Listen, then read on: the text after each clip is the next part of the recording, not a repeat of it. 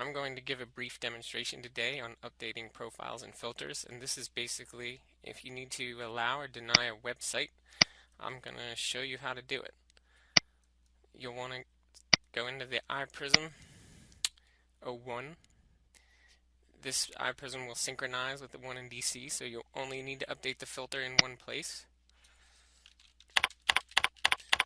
Put in your enterprise account. Log in. It's pretty straightforward. I think you may have done this before. Wait for it to load. You're going to go to Profiles and Filters and select Custom Filters. And remember that during the day, the Profiles and Filters, Custom Filters, is the only place that you'll want to make changes. Because when you're making changes here, you don't have to activate the configuration. Activating changes during the day will disrupt internet services, so we don't want to do that. We'll go ahead and click Add, and here we'll go ahead and put in the site that we want to permit. And what I usually do is use an asterisk, and I would put in star.abc.com.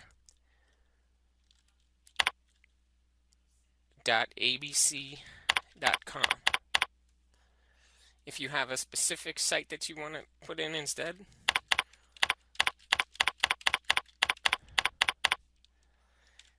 you could do something like this, leftlanenews.com, which happens to be one of my favorite sites, or you could put in www. And what you'll always want to do is make sure that you check apply to the sub-URLs of a site. If you don't apply it to the sub-URLs, they can still get blocked. We also leave it to allow access. The other important part on entering a URL is to click the Manage Properties buttons.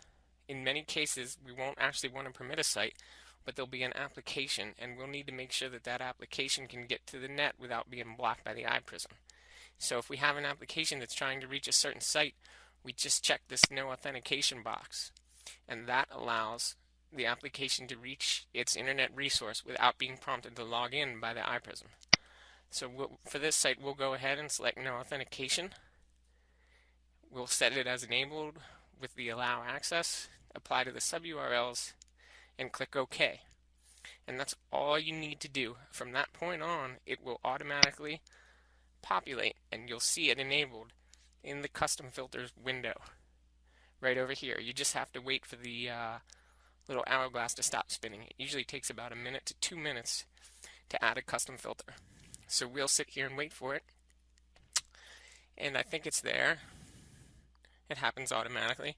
And then what I'm going to do is go ahead and delete this. When you see all of these other ones with these funny looking asterisks, that's because the top level domain was added, like I showed in the beginning, where you do star.msecnd.net. When you put the star in, the iPrism will automatically put these little backslashes and stuff. And that says, you can put whatever you want in the front of your browser. That's all it does. To remove a filter, you simply highlight it, press delete. It's going to ask you, are you sure? You say yes, and then it happens automatically. Again, you don't do any activation of any configuration changes. So if you need to do something where somebody needs an IP address put in or any other type of configuration changes, you're going to want to do that at the end of the day. And that concludes this demonstration.